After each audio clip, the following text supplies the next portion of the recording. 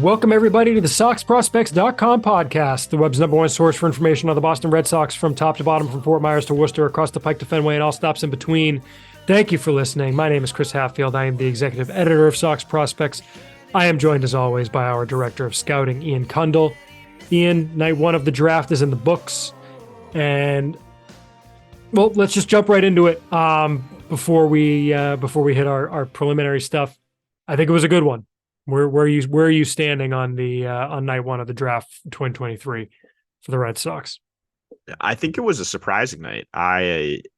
It's weird. I think the first round went pretty chalk overall, but for the most part. But in terms of the players who got selected, there weren't that many surprises. It seems Bryce There's Matthews no at the end. Yeah, Bryce Matthews was probably the biggest surprise, but Kylie McDaniel, I think, said on Twitter, or maybe Jim Callis did, that afterwards that there was a ton of teams that were on him in like the comp round. So he had a lot of helium.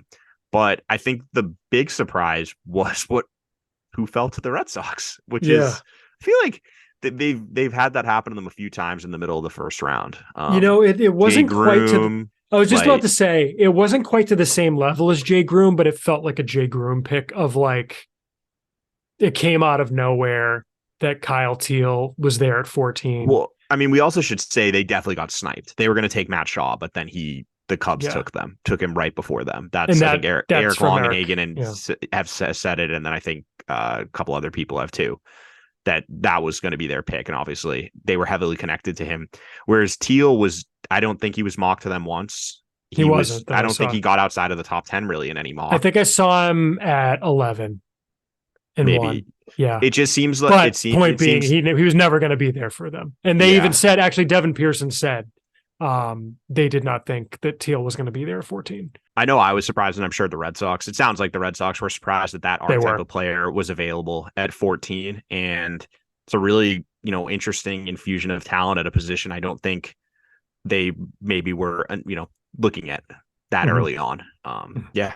Of course, yeah. And of course, we want to thank you for listening. If you want to support the show, a couple ways you could do that. We'll do this real quick because this is just a quick reaction pod. But rate and review us, iTunes, Spotify, Apple Podcasts, wherever it is that you listen. You can support us on patreon.com/SoxProspects or at SoxProspects.com/donate. It's still the Sox Prospects donation drive. So we appreciate all the support you can show us either on Patreon or at the donate page on the website. And of course, send your emails to podcast@SoxProspects.com. I had meant to edit the beginning of the last episode to say that we didn't have time for emails last episode. We will do emails next episode. So we'll do that. We'll have a fuller episode later this week where we go over the entire draft and where we will also talk about the new rankings that went up shortly after. And promotions. The last episode. And some more promotions that were happening this week. Luis Perales is headed to Greenville. Wickelman Gonzalez and Blaze Jordan are headed to Portland. I don't think that's going to be all we see. I think there's going to be more. I would agree.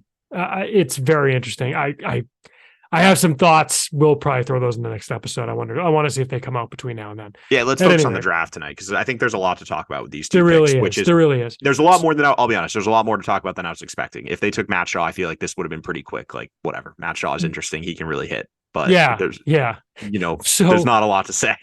Right. So as you said, Ian, the Red Sox were probably going to select Matt Shaw out of the University of Maryland at 14. He went at 13. But they wind up with Kyle Teal out of the University of Virginia, Wahoo Wah. Their catcher, the National Collegiate Catcher of the Year, first team All-American, ACC Player of the Year. Is that good? I think it is. Sounds like it. He set UVA records for hits and doubles this year. Very good defensive catcher. I'll throw it to you. You mentioned at like 10 that there was it felt like Teel. I forget how you worded it, but I think you said I wonder if Teal's going to be there at 14. And then it seemed almost immediately after that, that's how it was playing out, getting Kyle Teal at 14. And then, of course, we also have to mention Nazzan. I knew I was going to do this. Zanetello. Nazzan Zanetello. I blanked on his name for a minute, and I don't know how because it's a pretty sweet name. But Nazzan Zanetello at pick 50 out of high school in Missouri, St. Louis area, I believe, right? Mm-hmm. Shortstop. It's almost, you know what he is, Ian? He's like in college football recruiting, when a guy is just an An athlete, athlete, yeah. that's what he is. But Because they said he's gonna. also a good baseball player. But yeah, Well, right, he's a good, but it's not like he's some random athlete who's but I think it's all. because they talked about how they're going to play him in multiple positions. They are. So They're gonna let him play short. It sounds like shortstop primarily, but also center field. yeah, So they're gonna develop it's almost something. I mean, at least defensively, something. I wouldn't necessarily say the Don Rafaela plan. I would say maybe more of like the Tyler McDonough plan. Does that sound right? yeah. Something that, although McDonough's played more outfield than short, it sounds like he's going to play more short than outfield. But at any rate, couple of interesting guys. Let's start with Teel, Ian, and I'll just cede the floor to you wherever you want to go with it. Well, I think the first thing that was interesting is just I think they got lucky. They were the team ready to pounce when the board fell how it did, and I think it seemed Teel was pretty strongly linked with 6, 7, 8 that range. Like the Reds at 7 was where he kept getting mocked. Yeah, but then the Reds went louder, and the A's took I think Jacob Wilson, which Jim Callis had earlier in the day, was kind of the first big surprise. And I think it was just a lot of teams had probably either pretty much were committed to their guy. Seems like Blake Mitchell at Kansas City, everyone had. Noble Meyer to Miami was probably done pretty early. So, which, like you said, was a hell of an interesting draft. Very interesting draft by the Marlins. But yeah, it's just kind of the board fell that way, and they were ready to pounce. And it seems going in because the other guys that Eric Long Schnowell to the Angels was interesting. But that's what they do. They take college guys who move quickly. Right. That's true. And they also have a young stud catcher in Logan O'Hoppe, so they don't exactly need that type of player. Sure. But when he started to fall, I think Eric Longenhagen mentioned that eventually he got to the point where he was hearing Teel and the high school shortstops to the Red Sox, because that's what obviously they were connected to pretty heavily with Shaw and then the high school shortstops. And so in grabbing Teel, I do wonder how it altered their draft strategy, because it sounds like he's going to sign for full slot. So, they're not saving any money there. You're not moving any around. But at the same time, when you have a chance to grab a consensus, top 10 talent at the 14th pick, you have to do it, especially at catcher, where we've seen the value of having a good defensive catcher with Connor Wong. I mean, even today in today's game, Wong threw out the guy stealing in the 9th inning, had some other really big plays. Yeah, huge play. And I think if you look at the catchers they have drafted or kind of signed over the past few years, it's a lot of bat first guys. I'm not saying they can't defend at all. Some better than others, but they haven't really taken this type of player in years, like a true two-way catcher, college catcher this high. I think the earliest college catcher they've drafted lately was probably 3 or 4 years ago, and they took Jack Groshans in the 3rd round, I believe, out of Kansas. Well, they've done that a few times. It was him. It was Austin Rye. It was right. The last time they used a 1st round pick on a catcher was Blake Swihart in 2011. Yeah.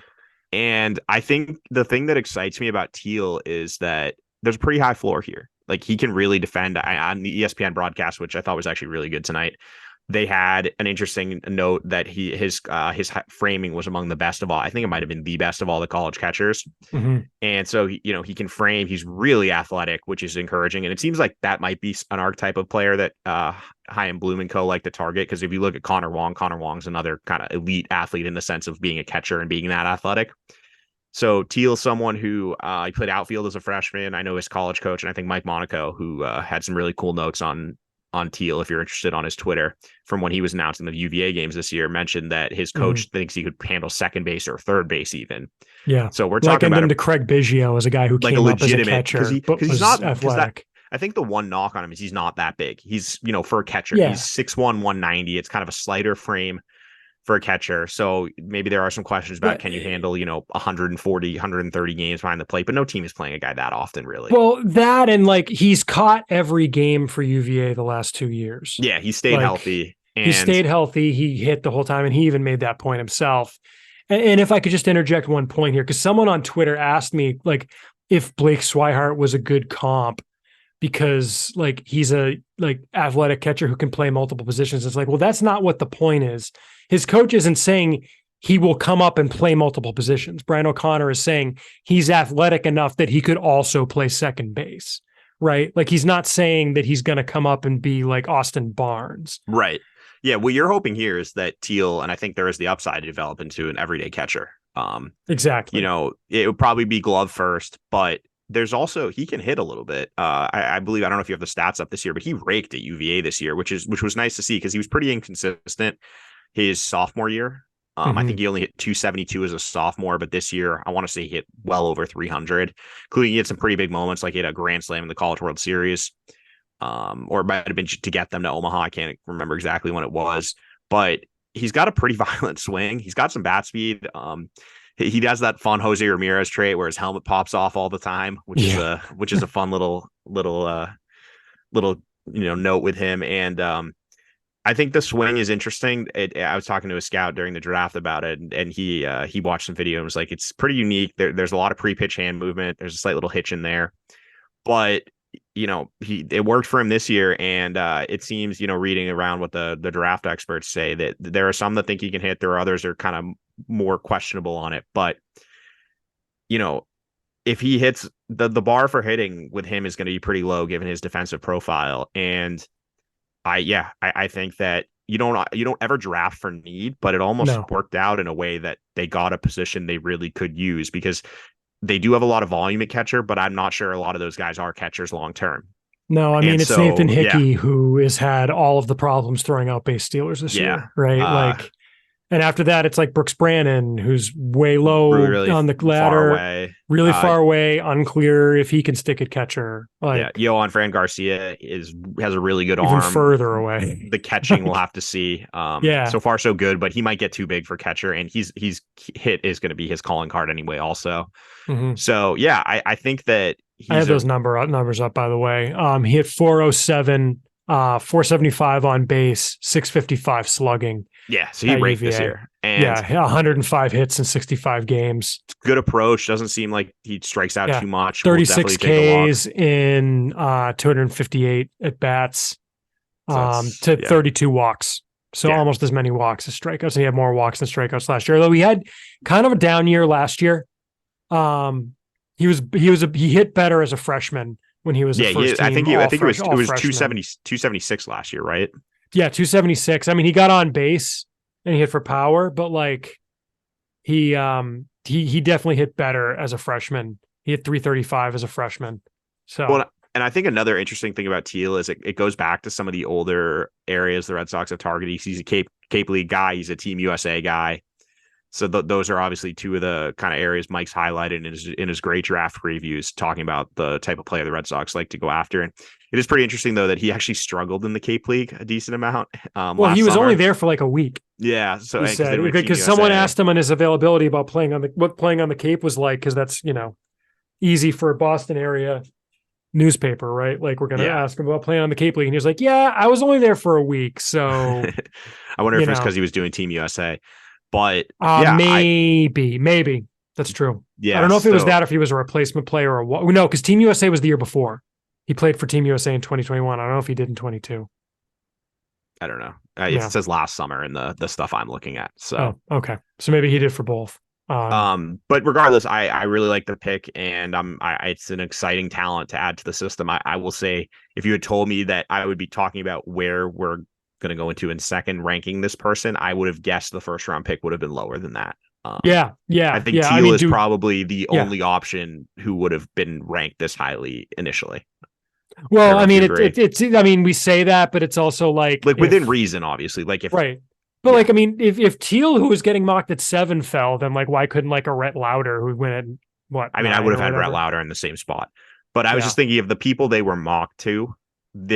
Teel is going to be higher ranked than I would have had any of them. Shaw would have been behind. He would have been right there probably with Romero, that 8-9 area. Whereas I think Teel. Should we just say it? Yeah, just say it. I mean, we're already leading into it. Yeah, that's probably that 6 to 8 range. 6 to 8 range. I would lean on the higher end of that range. Yeah, a tier with Shane Drohan and Luis Perales. Yeah, because I think I look at Teel and I think he's at least you project him at least as a 45 right now. So that's kind of the area for him. And I think there's a lot to like there. As I said, with that defensive floor, I think he's someone who could move pretty quickly, which I like. I would not be surprised at all if he goes out next year and starts the year in Greenville. I would assume he does. Actually, I would be stunned if he didn't. Let's be honest. Yeah. I mean, he's gonna go to. Here's what's almost certainly going to happen: is he's going to go to Fort Myers after he signs.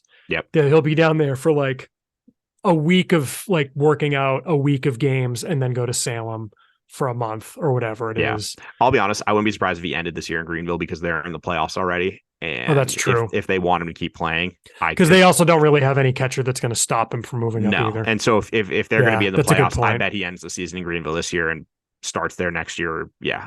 Yeah, This is the that's a type of good guy I point. feel like they're going to push pretty aggressively, especially if he shows good aptitude behind the plate and the ability to handle pitching staffs. I mean, as That's compared with just so Brooks valuable. Brannon. Because Yeah. like Brannon, couldn't you see Brannon starting next year in Salem? Yeah, Like, I think that's could. more likely. Yeah. And he splits time with Johan Fran, and then in Greenville you have Teel and Lira. Yeah. That seems like the likely alignment to me. So, yeah, I'll be stunned if he's not in Greenville to start next year.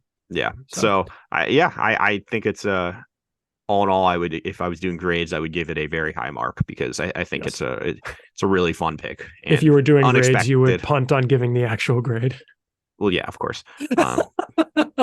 Remember, it's always good to just be ambiguous. Hedge. Then Just hedge. Just hedge. Let's talk about Zanetello. Nazzan Zanetello, just an absolute athlete. Not to say that he is raw and without skills, but Zanetello, who was kind of a darling of the late era showcase circuit, like late last year. He actually was committed to the University of Miami and decommitted last February. I'm not quite sure why.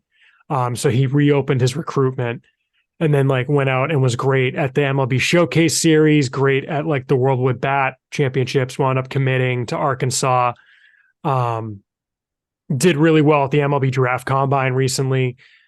Sounds like a really great makeup guy. Like every interview I've heard with him, like well-spoken kid, like for a high school kid. Because sometimes like, look, high school and even college kids, sometimes they're just, hell, when I was that age, like I wasn't, giving theses when I was doing interviews, right? Like, so we're not doing interviews, but you know what I mean? Speaking publicly or something.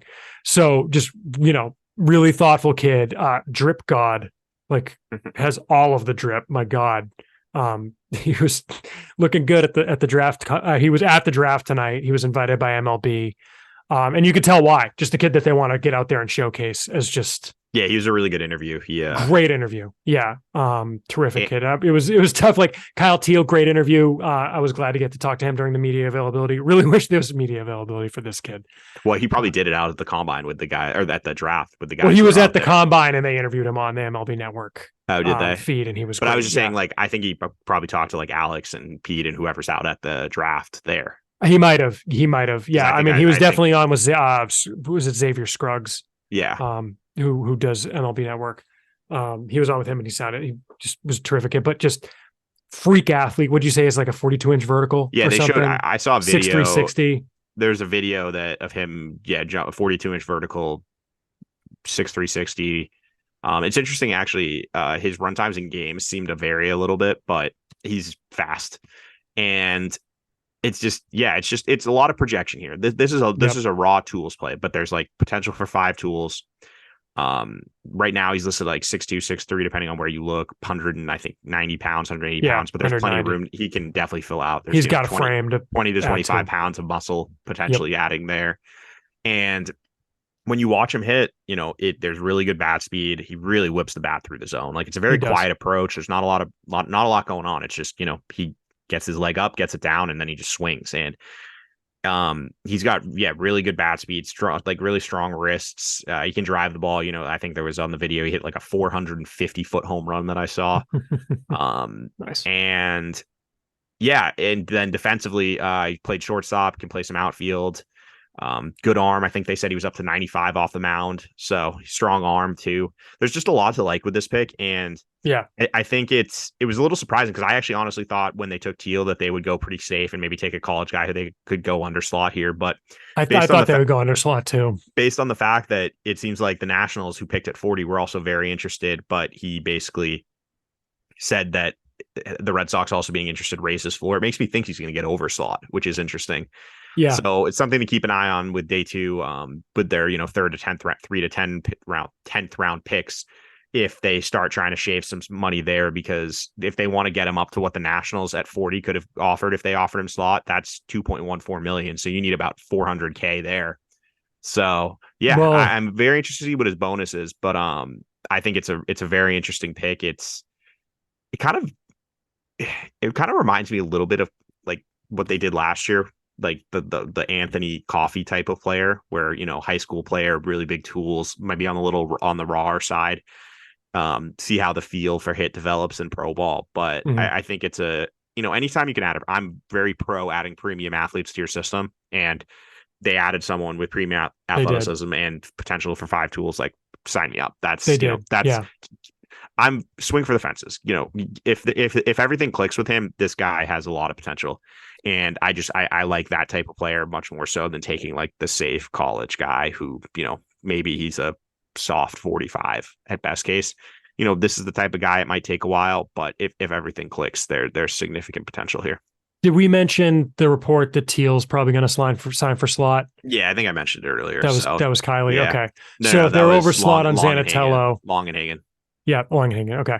If they're over slot on Zanetello, just to set the board for day 2, the Red Sox next pick is in the 3rd round at pick 83, which is I think only the 13th pick.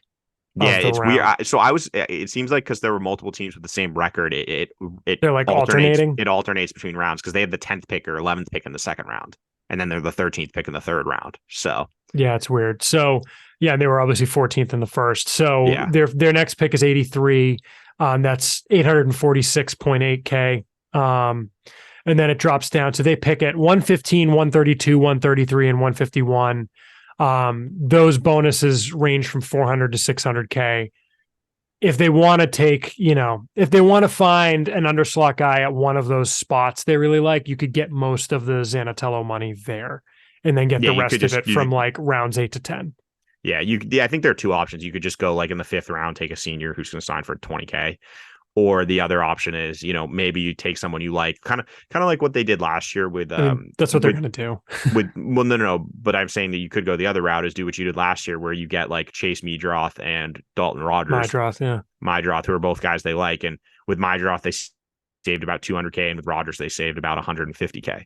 Well, that's what I was saying. They're probably going to do. That's when you're going to get your college guys that are going to sign for like a little bit below slot. Yeah. Right. So I think those are the 2 routes to get there, but they'll get there. They know what he needs to sign. Like, you don't take a guy in the 2nd round if you're not going to sign him. I mean, famous last words with Judd Fabian, but that's a different story. Mm-hmm. So, yeah, I think it's a really interesting pick, and yeah, I'm excited to get to see these guys live. I think, it's definitely not. I assume they would take a high school middle infielder with one of the first 2 picks.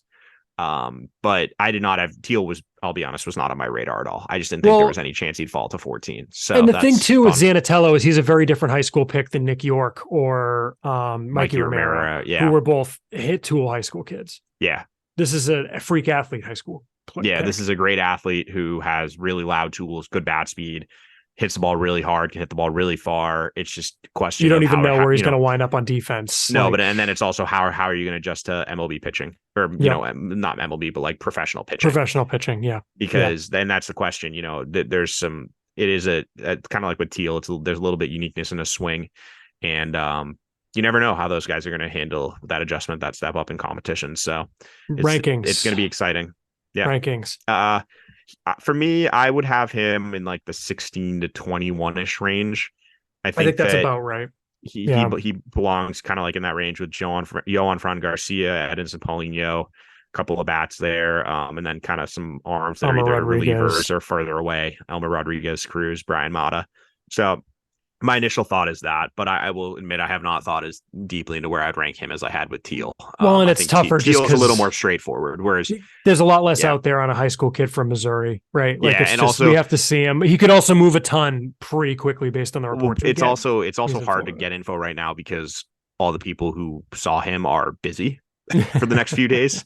Yeah. So it's one of those things that we're going to have to wait till after the draft is over and people start talking. And we're not going to throw these guys officially in the rankings until they sign too, which is in part just we're going to continue compiling information on these guys in the meantime. It takes time. It's a whole process that takes, we need some time to source a bunch of info on them. So either way though, it was a really, really fun first day, and looking forward to another couple of days of this. Because the draft is always exciting. It's the biggest infusion of new talent. I guess one of the two between this and the signing day for international. So although pretty that's, cool. I mean, it's this one, at least like guys are, stateside immediately and we have better scouting on them. This one is a little different because they're guys we're going to see pretty soon. They're guys we're going to see next year in spring training at the worst, at the latest. Whereas obviously with the international guys, it can sometimes take a year, 2 years before them to come stateside. Yep, but exactly. Yeah, it's going to be very interesting to see what they do tomorrow, though. I think the 3rd round pick will be pretty telling and will kind of set the stage for what the rest of the day is going to look like. Yep. All right. Well, follow us at Sox Prospects on Twitter and Instagram. Can follow Ian at Ian Cundall. That's IANCUNDALL, and follow me at SP Chris Hatfield on both Twitter and Instagram. We're going to come back with another episode later in the week, talk about the full draft, talk about rankings, talk about emails, talk about promotions, talk about coming out of the first half, preview the second half, etc., etc., etc. Thank you for your support. Again, it's patreon.com/SoxProspects. We'll be back in your eardrums soon. Thank you, everyone.